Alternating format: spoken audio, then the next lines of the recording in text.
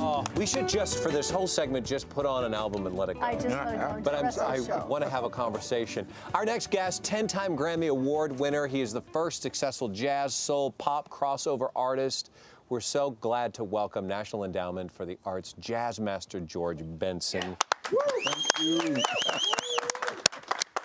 I just want to hear. Okay, so you start, you know, from this child prodigy, if you will, from the streets of Pittsburgh, right? And now you put together this collection of stories. What do you want readers to take away? Was there a goal in mind when you started this book that took 13 years that you go, I want them to experience my life, I want them to learn this from my journey?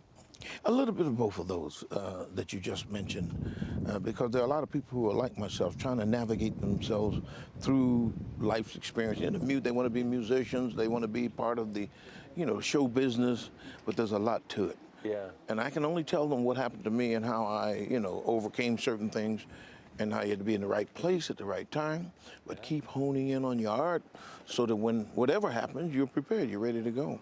What sort of things did you have to overcome?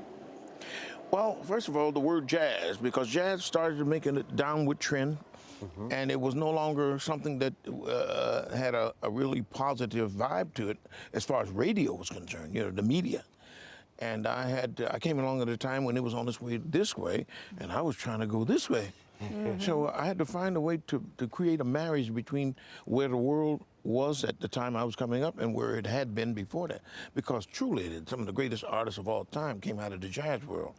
And so it was very confusing for me to see things going the other way. Right. Yeah. And to know that what I was listening at all my life were the greats. Did you just go out and buy your guitar and then it started with that?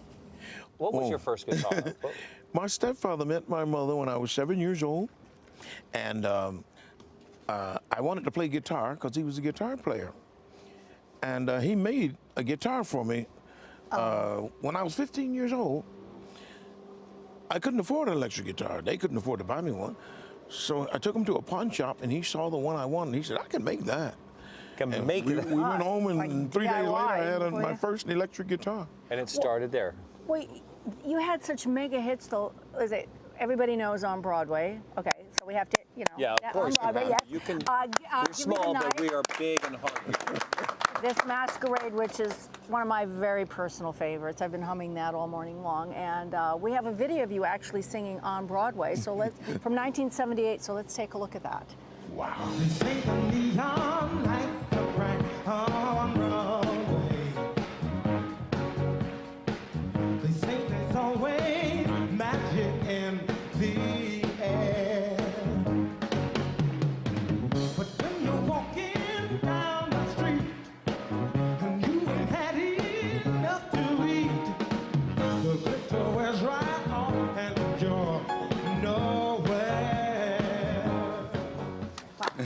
Wow, just hearing that, I know. just I hearing got getting a goosebumps. foot going I and know. on.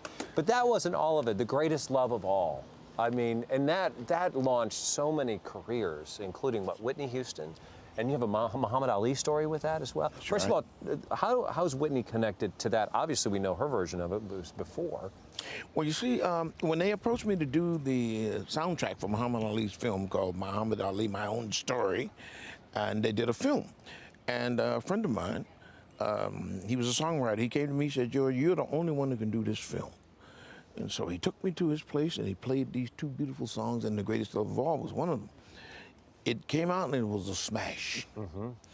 And what people don't know is that it was nominated for an Academy Award, which he turned down because he didn't get any help from the record companies, you know, to make it bigger. And it could have been much bigger. But it did reach #1 on the R&B charts. And then I met this kid down at the Empire State Building where I used to take my kids to get their haircuts. And she was coming out of the place. She grabbed her mouth. George Benson, my favorite artist. She said, and my favorite song is The Greatest Love of All. She was about 16, I guess, at the time. Yeah. She said, I'm going to record that song. I said to myself, yeah, okay. And who was it? Who was that little And that girl? young girl was Whitney Houston. That was Whitney Houston. With that great voice. When I heard it on the radio, it knocked me out. Chills. But can you know what, I feel like I'm opening the pages and just reading out of it, but the Frank Sinatra story that you share, I know you sort of laugh at it, but he called you out in a sense. Will you tell? He did. Well, we had just finished making a record with him, and it was a great experience because during the recording session, he called me over to sit beside him. He said, George, bring your stool over here, man. You know, we're making music together. He wanted to see up close, and he wanted to have conversation. And I said, man, I can't believe Sinatra wants to have a conversation with me. Wow. And then he said, everybody knows about your guitar playing. We all love it. He said, but I love your voice. And I thought about all the bad reviews and all the critics that chopped my voice up. They didn't mean he erased all of that. Now I had what I needed, you know. And so I had never been to a Sinatra concert. And he had one up about a week after that. So we got tickets, and I took one of my best friends, Dr. Starr. Him and I kind of came up together.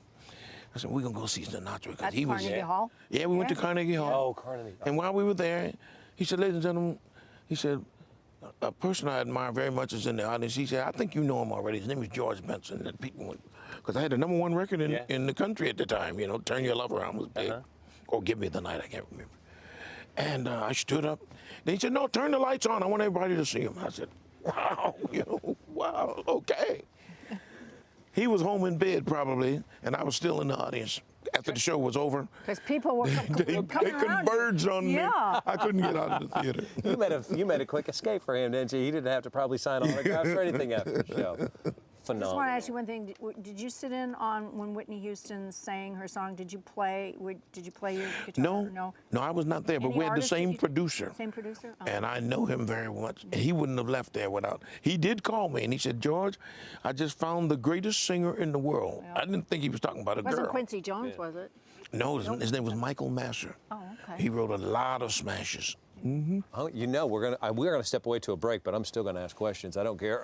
You can read and pick up this wonderful book, archival photos and wonderful stories, including a concert in Cape Town where your life was at risk. You have to read this story. It's phenomenal. By the way, Bill Cosby wrote the foreword for this as well. Benson, the autobiography, available in bookstores now and online. Be sure to follow George on Twitter at GBGuitar. More information always available on our Home and Family website, homeandfamilytv.com. All right. Don't go away, because break out your disco balls and boogie shoes, because we're playing a very special hits of 1978 edition of Songburst when we come back. All right. You know I hit when you hear it. Give me the night.